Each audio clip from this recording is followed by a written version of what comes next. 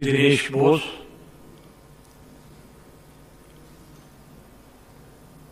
माननीय सभापति महोदय, मैं पहली बार विधानसभा में आया हूं।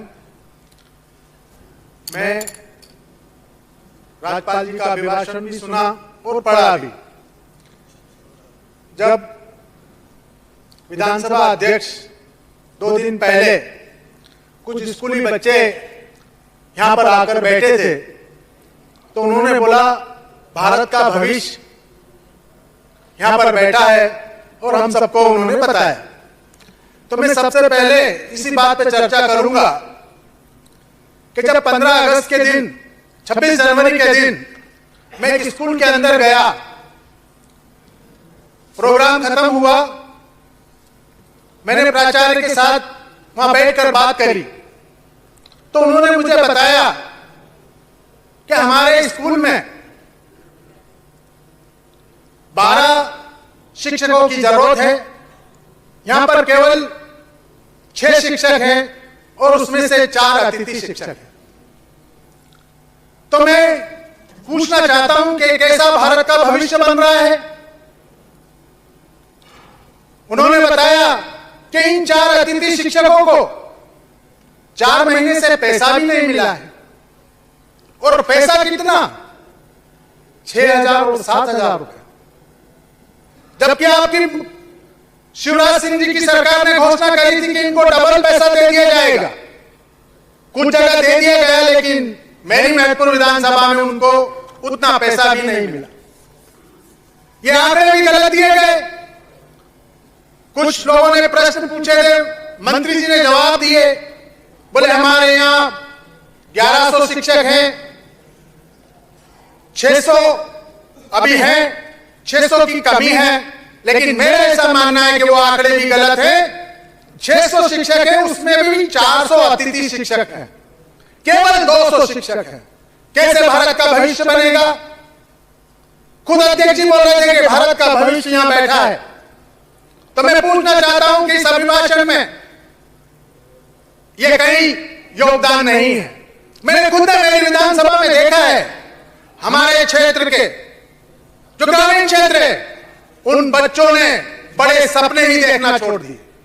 हमारे क्षेत्र के लोग सपने क्या देखते हैं? चपरासी बन जाएं, कांस्टेबल बन जाएं, ज्यादा से ज्यादा बैंक में नौकरी मिल जाए, तहसीलदार और पटवारी उनका सबसे बड़ा सपना होता है। वो उसका कारण है यहाँ की शिक्षा, उसका कारण है शिक्षा देने वाले लोग। जिन लोग जो अतिथि शिक्षक है उनका एजुकेशन क्या है? 10वीं पास, 12वीं पास, बीएससी, केवल भर्ती कर दी गई है। तो मैंने ऐसा सुना था कि मैं जहां जाऊंगा महतपुर का प्रतिनिधित्व करूंगा तो मैं सबसे पहला प्रश्न यही आपको बताता हूं, और उसके लिए कोई विधान बनाए कि जो शिक्षा मिले वो अच्छी मिले, और जिनके द्वारा भी मिले वो लोग भी शिक्षित हों, वरना भारत का भविष्य नहीं बनेगा। ऐसे बहुत सारे पॉइंट हैं, मुझे समय कम मिला, मैं दूसरी बात पे आता हूं। जो मेरे यहाँ की सबसे बड़ी समस्या है बिजली की समस्या। बहुत सारे विधायक लोगों ने भी प्रश्न, आपको किसने कहा कि आपको समय कम मिला? मेरा दूसरा प्रश्न है, सब कोई सुन रहे हैं। मेरा दूसरा प्रश्न है, अभी सबसे ज्यादा समस्या हमारे तहसील में जो चलती है वो है बिजली की। मैंने मेरी समीक्षा मीटिंग में पूछा कि 25 हाउस पावर का ट्रांसफार्मर क्यों चल रहा है बार बार? ये 63 का क्यों चल रहा है? 100 का क्यों चल रहा है? 200 का क्यों चल रहा है? तो डी साहब बोलते हैं कि इसके ऊपर हमने 10-15 कनेक्शन ज्यादा दे दिए हैं। मतलब 25 हाउस पावर का ट्रांसफार्मर और उस पर 45, 50 और 60 हाउस पावर का उन्होंने कनेक्शन दे रखा है, तो बार बार जल जाती है और ये बार बार रिपेयर करवाते हैं। पूरी तहसील में 6 से 7 महीने, चुनाव से पहले भी और आज भी आए दिन लाइन लगी रहती है, और हमारे पास सबसे बड़ी समस्या यही आती है। जब इनके पास 25 हाउस पावर का कनेक्शन है तो उसमें 25 का ही दिया जाए, 50, 60, 70 क्यों कर दिया जाए? ये इस तरीके से पूरी व्यवस्था फैला रखी। तो मैं दूसरा यही चाहूंगा कि जो भी ट्रांसफर जिसने कहा उतना ही लोड उसको दिया जाए, और अगर ज्यादा दिया जाए तो जवाबदारी उनकी होती है, बिजली बढ़ाया जाए, ये जवाबदारी उनकी होती है। लेकिन चारों तरफ हाहाकार मचा हुआ है। दूसरा, ठेकेदारों के द्वारा वो हाउस पावर दिए जाते, बोले हमने प्राइवेट में दे दिए। मैंने भाव पूछा, 1,10,000 रुपए का 25 हाउस पावर का ट्रांसफर आता है और उसका 1,10,000 रुपए का एस्टिमेट बनता है। मैंने पूछा चुनाव में कि अगर मैं मेरे घर से अगर डीपी दे दूं तो कितने में आएगी, तो मालूम पड़ता है 50,000। तो इतना बड़ा भ्रष्टाचार, इसके ऊपर भी सोचा जाए। तीसरा, अभी बड़ी बड़ी परियोजनाओं की बात करी गई।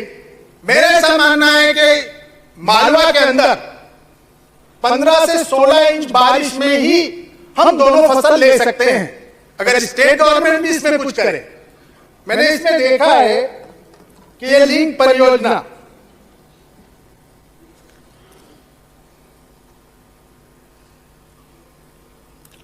प्रधानमंत्री श्री नरेंद्र मोदी जी के नेतृत्व में निर्णय और कौशल की बदौलत केन बेतवा परियोजना की भांति पार्वती काली सिंह चंबल लिंक परियोजना की स्वीकृति प्रदेश के विकास में मील का पत्थर साबित होगी। लगभग 35,000 करोड़ रुपए की लागत की इस परियोजना में प्रदेश के 10 जिलों शिवपुरी, ग्वालियर, भिंड, मुरैना, श्योपुर, गुना, शाजापुर, उज्जैन, इंदौर और देवास को फायदा मिलेगा। मेरा ऐसा मानना है कि बड़ी योजना हो गई, लेकिन जहां तक मालवा की बात है, जहां से हमारे मुख्यमंत्री भी हैं और मैं भी हूं और साइंटिफिक भी है, मैं खुद भी जियोलॉजी का स्टूडेंट रहा हूं। मालवा का पठार 32 वॉल्केनोस ब्लास्ट हुए और बना, और मालवा के पठार में बहुत सारे ऐसे स्ट्रक्चर्स और रचनाएं हैं, एंटीक्लाइन सिंक्लाइन स्ट्रक्चर्स हैं, और हमारे यहाँ 30 से 35 इंच बारिश होती है, सब सरफेस फ्लो होता है, पूरा पानी बह के नदी में चला जाता है। लेकिन जो एंटीक्लाइन सिंक्लाइन स्ट्रक्चर्स हैं, छोटे छोटे नाले हैं, नलियां हैं और बहुत सारे ऐसे स्ट्रक्चर्स हैं, उनके ऊपर अगर अपन, एक कहावत भी है, डग डग रोटी पक पक नीर, ये मालवा के बारे में कहावत है, वो कोई ना कोई कारण हुआ होगा। आज भी अगर हम देखें तो इजराइल के तर्ज पे 15 से 20 इंच बारिश में हम दोनों फसल ले सकते हैं। इसमें सरकार की परियोजना देखी गई है, पर स्टेट गवर्नमेंट का आज तक कुछ काम हुआ हो जल पे मैंने नहीं देखा। मैं चाहूंगा हर क्षेत्र में एक विधानसभा वाइज में 20 से 30 छोटे छोटे स्टाफ डैम दे दिए जाए, जब 25 से 30 बीघा जमीन सिंचित हो जाए, और कुछ ऐसे स्टाफ डैम दे दी जाए जिससे 100 एकड़ के आसपास की जमीन सिंचित हो जाए। उनकी लागत 10 से 20 लाख रुपए की आती है और 20 से 30 लाख रुपए की आती है, किसी भी फंड से व्यवस्था कर दी जाए। अगर ये काम हो जाता है तो मैंने मेरी विधानसभा में जो आश्वासन दिए हैं कि अगर हम विधानसभा में गए और मुख्य विधायक बने तो हम जरूर उस पटल पे आपका ये प्रश्न उठाएंगे, और हमें उम्मीद है कि हम इसमें सफल होंगे। तो मेरा ऐसा मानना है मंत्री महोदय से कि आप भी मालवा के ही हैं, जियोलॉजी की टीम से पूछ लें, एरिगेशन वाले लोगों से पूछ लें, अगर मैं सत्य हूं, अगर इन डेमो से अगर पूरा अगर ये काम हो जाता है तो मालवा के किसानों को 15 से 20 इंच बारिश में दोनों फसल लेने का फायदा मिल जाएगा। और इजराइल में इसी तर्ज पे होता है, वहां पर छत से जो पानी गिरा तो छत का पानी जमीन में, लेकिन अपने यहां तो सब सरफेस फ्लो होकर नदी में चला जाता है, घूमता रहता है पानी। उसके लिए केवल छोटी छोटी स्ट्रक्चर्स बनाने की जरूरत है, लेकिन वो स्ट्रक्चर्स ईमानदारी से बन जाए, जो भी सरपंच के माध्यम से बने, आरएस के माध्यम से बने, लेकिन अगर उसको तरीके से बना दिया जाए तो विधानसभा के अंदर, पूरी मालवा प्लेट के अंदर अपन काफी रिचार्जिंग जोन भी बन जाएंगे और अच्छा पानी लेकर अपन दोनों फसल ले सकते हैं। इसके बाद मेरा प्रश्न आता है रोजगार के ऊपर। बहुत बड़ी बड़ी बात करी जाती है रोजगार के ऊपर, बहुत सारे नेताओं को सुनता हूं, टीवी में सुना, संसद में सुना। मैं जब सुबह उठता हूं, पहले मैं गवर्नमेंट ऑफिस की बात कर लूं, मैं सबसे पहले एमपीबी में गया तो वहां पर कंप्यूटर ऑपरेटर से मैं मिला। मैंने पूछा, भाई तुम्हारी तनख्वाह कितनी है? बोले हम आउटसोर्सेस से हैं, 10,000। मैं लाइनमैन से मिला, बोले मैं तो परमानेंट हूं, ये अकुशल और कुशल श्रमिक है। मैंने कहा तुम्हारे को कितना मिलता है? बोले 10,000 रुपये, 8,000 रुपये। मैं मंडी कमेटी में गया, मैंने तुलावटी से पूछा तुमको कितना मिलता है? 8 रुपये, 8,000, 10,000। मैं ग्राम पंचायत में जाता हूं, मैंने सफाई कर्मी से पूछा कितना मिलता है? बोले 1,200 रुपये महीना। हम 20-25 हैं, 1,200 सबको मिल जाते, एक 2 बार नाली साफ कर देते। जो नल कनेक्शन करता है मैंने कितना मिलता है? बोले 4,000 रुपये। वो जो गाड़ी चलाता है सफाई वाला, बोले कितना मिलता है? तो बोले 5,000 रुपये। नगर पालिका में गया, कितना मिलता है? 7,000, 8,000। किसी पेट्रोल पंप पे जाओ, कितने में काम करता है? 7,000, 8,000। गैस एजेंसी में जाओ, कितने में काम करता है? 3,000, 5,000, 8,000, 10,000। किराने की दुकान में जाओ, कहां है युवाओं को रोजगार?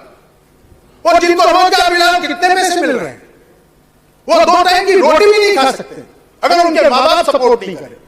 तो इस देश में रोजगार की बात करना बिल्कुल गलत है, यह हकीकत है। इससे सब पूरा सदन भी वाकिफ है, पूरा सदन भी वाकिफ है, आप भी वाकिफ है और मैं भी हूं। कैसे वो अपने, अगर उसके माँ बाप सपोर्ट नहीं करे तो 2 टाइम की रोटी भी नहीं खिला सकता। और हजारों की संख्या में उसमें अतिथि शिक्षक भी आते, 5,000 और 6,000 रुपए, 7,000 रुपए, और देश के भविष्य की बात करी जाती है। मैं विधानसभा में पहली बार आया हूं, मैं ये सब बातें जो वास्तविक है, हकीकत है, वो बता रहा हूं। मैंने बीमे का देखा, बीमा कंपनियां 20,000 करोड़, 30,000 करोड़, 25,000 करोड़ रुपए कमा रही है, और किसान अभी बहस हो रही थी कि नहीं 180 रुपए मिला नहीं, वो तो मिनिमम है। हमारे पूर्व मंत्री जी बोले मिनिमम है 180 रुपए, 180 रुपए बीमा कंपनी दे रही, और बोला मिनिमम है, मैक्सिमम नहीं है। अरे बीमा कंपनी 20,000 रुपए करोड़ कमा रही है, और किसान को मिल रहा है 80 रुपए, 100 रुपए, 500 रुपए, 8,000 रुपए, 10,000 रुपए मिल जाता है, किसान बहुत खुश हो जाता है। मेरा ऐसा मानना है कि इन बीमा कंपनियों को जब, अगर अभी सुनने में आया सैटेलाइट इमेजरी से सर्वे हो जाता है और बात खत्म हो जाती है, मैं चाहूंगा, मेरी विधानसभा में मैंने आश्वासन दिया है कि जिस दिन भी फसल खराब हुई तो मैं सबसे पहले बीमा कंपनी को साथ में लेकर, जो भी बीमा कंपनी का अधिकारी आएगा उसको साथ में लेकर, एसडीएम को साथ में लेकर, और गांव के पटेल और सरपंच को साथ में लेकर सर्वे करवाएंगे, और सर्वे हमारे सामने बनवाएंगे। हमें जानने का बरोबर हक है कि हमें बीमा कैसे मिलेगा, कितना मिलेगा, इसकी जरूरत नहीं, लेकिन वो सरल तरीके से हमें समझा दिया जाए कि बीमा कैसे मिलेगा। अगर बीमा हमको मिल गया, हमारे किसानों को मिल गया, तो हमें किसी चीज की जरूरत नहीं पड़ेगी। लेकिन बीमा कंपनियां हजारों, 10,000, 20,000 करोड़ कमा रही है, लेकिन किसान बीमे के लिए भटकता रहता है। मेरी तहसील के अंदर 254 करोड़ रुपए का बीमा, मुख्यमंत्री शिवराज सिंह चौहान ने बोला मैं यहां से क्लिक कर रहा हूं और आपके यहां बीमा आ जाएगा। हमारे विधायक ने यह भी बोला कि बीमा आचार संहिता खत्म करने के बाद आएगा, पेपर न्यूज, उसने सर्टिफिकेट भी बांट दी। मैंने अभी यहां प्रश्न लगाया तो मुझे ये जवाब मिला कि केवल 70 लोगों को बीमा दिया गया है, और बाकी का जवाब इस तरीके से दिया कि मेरे कोई समझ में नहीं आया कि हुआ क्या, केवल ये दिया गया। अब आप समाप्त करें। धन्यवाद, बहुत बहुत धन्यवाद। धन्यवाद दिनेश जी। आप